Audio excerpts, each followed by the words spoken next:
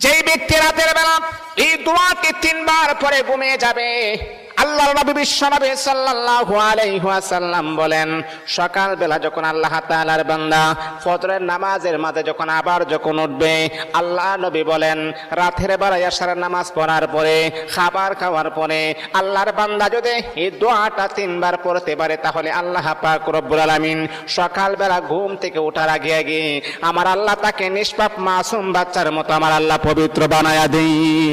দোয়াটা সবাই আমরা জানি, আমরা সবাই কিন্তু দোয়াটা জানি, কিন্তু আমরা আমল করি না। দোয়াটা হলো আস্তাগফিরুল্লাহাল্লাযী লা ইলাহা ইল্লা হুয়াল হাইয়ুল কাইয়্যুম ওয়া আতুবু ইলাইহি লা হাওলা ওয়ালা কুওয়াতা ইল্লা বিল্লাহিল আলিয়্যিল আযীম।